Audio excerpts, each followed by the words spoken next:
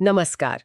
आज हम बात कर रहे हैं सावन अमावस्या पर और खास तौर पर जो 24 जुलाई 2025 को आ रही है। जी। हमारे पास जो जानकारी है वो सावन अमावस्या मोक्ष और पितृ शांति शीर्षक वाले एक लेख से है।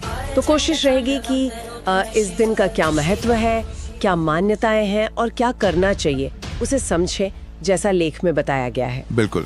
लेख की शुरुआत ही थोड़ी रहस्यमयी सी है। एक रात जब चांद तक आसमान से गायब हो जाता है, धरती पर उतरती है भगवान शिव की छाया और खुलते हैं मोक्ष के रहस्य। वो रात है सावन अमावस्या। तो चलिए इसी को थोड़ा और समझने की कोशिश करते हैं। हाँ, ये शुरुआत ध्यान खींचती है वाकई। लेख कहता है कि 24 जुलाई 2025 की ये जो अमावस्या है ये काफी खास है। अच्छा। हाँ, इसे पितृदोष शांति का दिन बताया गया है। मतलब पूर्वजों से जुड़ा कोई अगर असंतोष हो तो उसे शांत करने का। अच्छा। साथ ही शिव की कृपा पाने का और आध्यात्मिक साधना से जीवन में बदलाव लाने का भी एक मौका है। ये पितृदोष शांति और शिव कृपा, ये दोनों चीजें एक साथ कैसे जुड़ रही हैं इस लेख के हिसाब से? देखिए, यही दिलचस्प बात है इसमें। लेख के मुताबिक ऐसा माना जाता है कि इस दिन पितरों की आत्माएं पृथ्वी के करीब आती हैं। तो उनके लिए तर्पण करना, मतलब जल और तिल वगैरह देना, और दीपदान करना यानी दीपक जलाना, ये चीजें जीवन की रुकावटें दूर करने में मदद करती हैं। अच्छा। और साथ ही ये भी कहा गया है कि शिवजी की कृपा से कई जन्मों के पाप भी धुल सकते हैं। तो एक तरह से देखें तो ये लेख पितरों के सम्मान और ईश्वर की कृपा में एक सीधा संबंध दिखा रहा है। तो मतलब इस दिन का फायदा उठाने के लिए लेख कुछ खास करने को कह रहा होगा। क्या बताया है? बिल्कुल, कुछ जरूरी बातें बताई गई हैं, जैसे कि सूर्योदय से पहले स्नान करना, हो सके तो पानी में थोड़ा गंगा जल मिलाकर। ठीक है। फिर शिवलिंग पर पंचामृत और जल चढ़ाना जी। और साथ में ओम नमः शिवाय का 108 बार जाप करना। 108 बार? हाँ। जी। फिर पीपल के पेड़ के नीचे एक दिया जलाना और अपने पितरों को याद करना, प्रणाम करना और जरूरतमंदों को भोजन और वस्त्र देना। इसमें खास तौर पर काले तिल, चावल और गुड़ के दान का जिक्र है। अच्छा, दान का भी महत्व है। हाँ, और एक बहुत खास उपाय बताया गया है, एक दीपक जलाकर उसे बहते हुए पानी में छोड़ देना। बहते पानी? जी।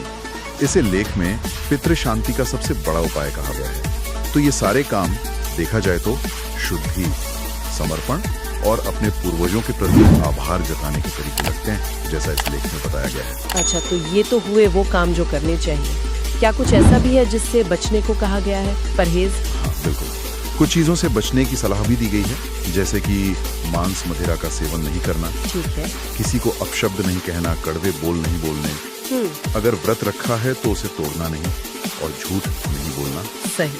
वो एक तरह से उस दिन की पवित्रता, आपसी सम्मान और सच्चाई को बनाए रखने पर जोर देती है, जो कि इस लेख के अनुसार आध्यात्मिक लक्ष्यों के लिए जरूरी है। लेख में एक जगह ये भी लिखा है कि सावन अमावस्या सिर्फ तिथि नहीं, ये एक मौका है जीवन बदलने का, हाँ हाँ, पूर्वजों का आशीर्वाद पाने का और भोलेनाथ के दरबार में खुद को समर्पित करने का। ये तो मतलब सिर्फ एक दिन की पूजा से काफी आगे की बात लग रही है। सही कहा आपने। संक्षेप में कहें तो ये लेख सावन अमावस्या को आध्यात्मिक शुद्धि और आशीर्वाद पाने का एक बहुत शक्तिशाली जरिया बताता है। हाँ। जिसमें पितरों और ईश्वर दोनों की कृपा शामिल है और पूरा जोर खास अनुष्ठानों को करने और एक तरह का पवित्र आचरण बनाए रखने पर है।